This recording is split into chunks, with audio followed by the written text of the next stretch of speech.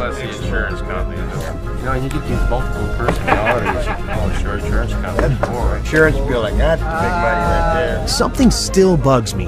If psychiatric treatment is so long, expensive, and ineffective... I know. Who would be willing to spend such exorbitant amounts of money for psychiatric treatment that drags on for years, often for a lifetime, while delivering such lousy results? Exactly. Who pays for all this? Mostly government and private health insurance. Right, insurance. In fact, the psychopharma lobby has been very effective in getting laws passed forcing insurance companies to provide mental health insurance equal to regular medical insurance. That's called mental health parity, right? That's it. But economically, this has been a catastrophe. So there's nobody who walks into a psychiatrist's office that isn't going to go out with a label. He's got 374 choices or so based on the Diagnostic and Statistical Manual list of symptoms. So he's got to fit you into one of those categories in order to get paid. The DSM really should be called, how to bill the insurance companies, how to get money from the insurance companies. It's a list of codes, and there's a number for everything, and that number goes on an insurance form, and then you get payment for it. The DSM is completely built into the system now because you can't get reimbursed by an insurance company unless there's a DSM diagnosis. You know, a kid wets the bed, you can bill on that. They're going to have one called a skin picking disorder. You pick your skin, you can diagnose and bill on that.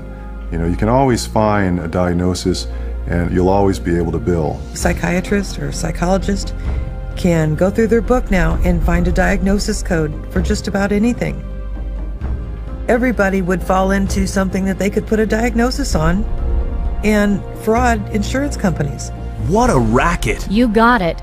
Every year, the psychiatric industry uses the DSM to rake in $100 billion from the U.S. government and private insurance. And that's just one country. I'm starting to realize just how much the DSM has pushed up the overall cost of medical treatment. I know.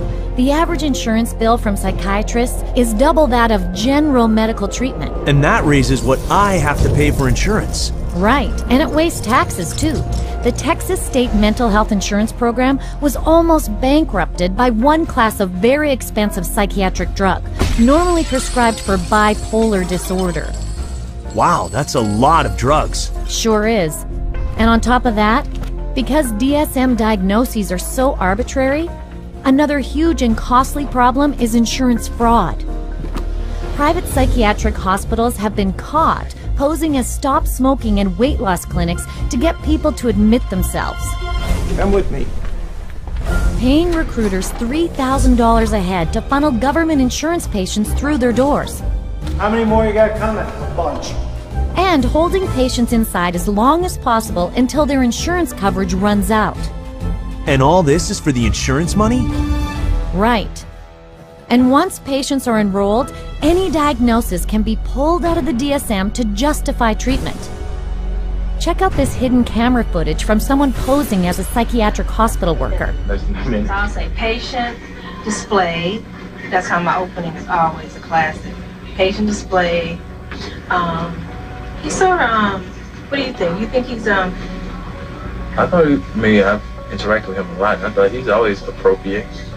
He's always... But under behavior, what's some good words in here? He's not negative. He's sort of intrusive a little bit. Not really. He doesn't push limits anymore. He's really actually intrusive. He acts sort of anxious. Focus on the negative. And why should we focus on the negative? Because that's how they get paid. I mean, this is what they told me. I mean, you write what you want to write. I know I got to write for you. So I know what I have to write. You know what I mean? So that's why Like, why do you have to write it? So this place can get paid. Oh, okay. It's a business thing. It's not like I'm lying, but I always like pull the negative out. Like you're supposed to. They tell you to. What? The negative? Pull the negative out. You pull it out of them. That can't be ethical. It's not. And that's just the beginning of the fraud. Psychiatric providers have also been caught billing insurance companies for having them listen to music, watch television, or play bingo, charging for wake-up calls, theater tickets, or trips overseas. or for claiming to treat people who were in jail, in a coma, or even dead. No. Some psychiatrists have even been busted for having sex with their patients and billing it as therapy. That's sickening.